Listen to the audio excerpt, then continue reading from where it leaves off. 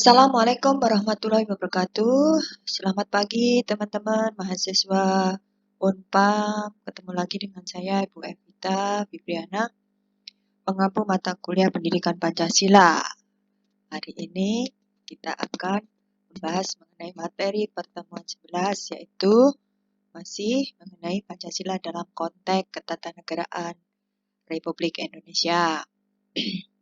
Dalam pembukaan UUD 45, ini berdasarkan hakikat kedudukan pembukaan UUD 45 sebagai naskah proklamasi yang terinci sebagai penjelmaan proklamasi kemerdekaan Agustus 1945, serta dalam ilmu hukum memenuhi syarat bagi adanya suatu tertib hukum di Indonesia dan sebagai pokok kaidah negara yang fundamental. Maka pembukaan UUD 45 memiliki kedudukan hukum yang kuat. Bahkan secara yuridis tidak dapat diubah terlekat pada kelangsungan hidup negara. Pengertian isi pembukaan UUD 45 dalam alinea pertama disebutkan bahwa sesungguhnya kemerdekaan adalah hak segala bangsa, dan oleh sebab itu maka penjajahan di atas dunia harus dihapuskan karena tidak sesuai dengan peri kemanusiaan dan peri keadilan. Dalam alinea pertama tersebut terkandung suatu pengakuan tentang nilai hak kodrat, yaitu yang tersimpan dalam kalimat bahwa kemerdekaan hak segala bangsa. Hak kodrat adalah hak yang merupakan karunia dari Tuhan Yang Maha Esa, yang melekat pada manusia sebagai makhluk individu dan makhluk sosial. Dalam pernyataan tersebut ditegaskan bahwa kemerdekaan adalah hak segala bangsa, bukan hak individu saja, sebagaimana Deklarasi Negara Liberal. Bangsa adalah suatu penjelmaan sifat kodrat manusia sebagai individu dan makhluk sosial.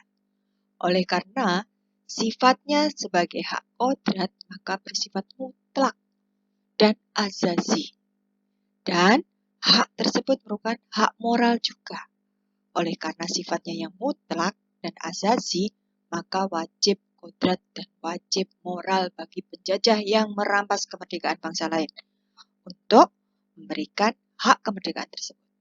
Pelanggaran terhadap hak kemerdekaan tersebut adalah tidak sesuai dengan hakikat manusia, peri kemanusiaan, dan hakikat adil, yaitu peri keadilan.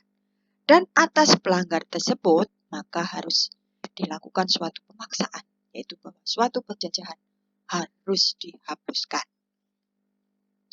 Deklarasi kemerdekaan atas seluruh bangsa di dunia yang terkandung dalam alinea pertama adalah merupakan suatu pertanyaan yang bersifat universal. Oleh karena itu, pernyataan itu merupakan prinsip bagi bangsa Indonesia dalam pergaulan internasional, dalam merealisasikan hak asasi manusia baik sebagai individu maupun makhluk sosial, yaitu manusia dalam kesatuannya sebagai bangsa. Kemudian dalam alinea kedua pembukaan UUD 45, dalam perjuangan pergerakan kemerdekaan Indonesia telah sampailah kepada saat yang berbahagia, dengan selamat sentosa mengantarkan rakyat Indonesia ke depan pintu gerbang kemerdekaan negara Indonesia yang merdeka, bersatu, berdaulat, adil, dan makmur.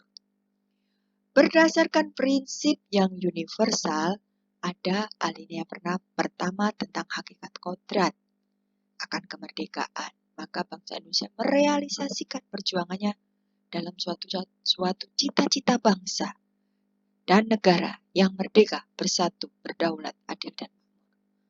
Alinea kedua ini sebagai suatu konsekuensi logis dari pernyataan akan kemerdekaan pada alinea pertama.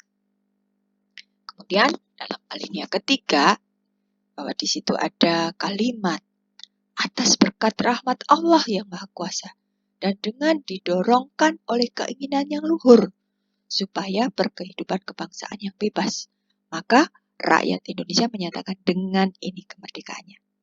Dinyatakan kembali proklamasi pada alinea ketiga pembukaan UUD 45 menunjukkan bahwa antar pembukaan dengan proklamasi 17 Agustus 45 merupakan satu kesatuan. Namun perlu diketahui, proklamasi 17 Agustus 45 perlu diikuti dengan suatu tindak lanjut, yaitu membentuk negara, dan hal ini dirinci dengan pembukaan UUD 45. Dalam pengertian inilah masa pembukaan UUD 45 disebut juga sebagai naskah proklamasi yang terinci. Alinea keempat ada kalimat, kemudian daripada itu untuk membantu suatu pemerintahan negara Indonesia yang melindungi segenap bangsa Indonesia dan seluruh tumpah darah Indonesia, dan untuk memajukan kesejahteraan umum, mencerdaskan kehidupan bangsa, dan ikut melaksanakan ketertiban dunia yang berdasarkan kemerdekaan, perdamaian abadi, dan keadilan sosial. Maka disusunlah kemerdekaan kebangsaan Indonesia dalam suatu undang-undang dasar Negara Republik Indonesia yang terbentuk dalam suatu susunan Negara Republik Indonesia yang berkedaulatan rakyat dengan berdasar kepada ketuhanan yang Maha Esa, kemanusiaan yang adil dan beradab. Adil dan beradab, persatuan Indonesia dan kerakyatan yang dipimpin oleh hikmat kebijaksanaan dalam permusyawaratan perwakilan, serta dengan mewujudkan suatu keadilan sosial bagi seluruh rakyat Indonesia. Hubungan logis antar alinea dalam pembukaan, makna yang terkandung dalam tiap-tiap alinea pembukaan UUD 45 secara keseluruhan merupakan satu kesatuan yang logis. Tiap-tiap alinea dalam pembukaan UUD 45 sejak dari alinea pertama sampai 4 merupakan suatu kesatuan yang logis. Sejak dari alinea 1 sampai alinea 4, dari pernyataan yang bersifat umum sampai dengan pembentukan negara RI, keseluruhan itu dapat dirinci sebagai berikut. Dalam alinea pertama terdapat suatu pernyataan yang bersifat umum, yaitu suatu hak kemerdekaan. Jadi suatu kemerdekaan individu diletakkan dalam kaitannya dengan kemerdekaan Indonesia. Berdasarkan ilmu logika, maka pernyataan pada alinea 1 merupakan suatu premi mayor, pernyataan yang bersifat umum. Kemudian alinea kedua, di sini bahwa kemerdekaan tersebut diterjemahkan dalam suatu negara yang merdeka, bersatu, berdaulat, adil, dan makmur. Kemudian, sebagai konsekuensinya, maka bangsa Indonesia menyatakan kemerdekaannya ini atas kekuatan sendiri yang didukung oleh seluruh rakyat. Menjalankannya demikian pula merupakan suatu tindakan yang luhur dan suci, karena melaksanakan dan merealisasikan hak kodrat dan hak moral akan berwujud melaksanakan kemerdekaan. Dalam alinea 4, semua asas yang dalam alinea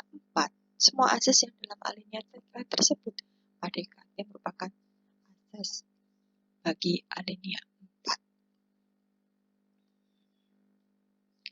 Prinsip negara sebagaimana terkandung dalam pokok-pokok pilihan merupakan suatu menunjukkan bahwa kita dalam kehidupan bernegara, walaupun didasarkan pada mayoritas negara Indonesia berdasarkan komitmen moral, religius, serta moral kemanusiaan yang beradab.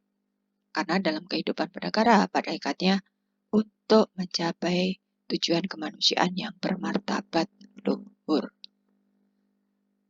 Cukup sekian penjelasan dari saya. Semoga bermanfaat. Selamat belajar untuk teman-teman mahasiswa. Saya tutup. Wassalamualaikum warahmatullahi wabarakatuh.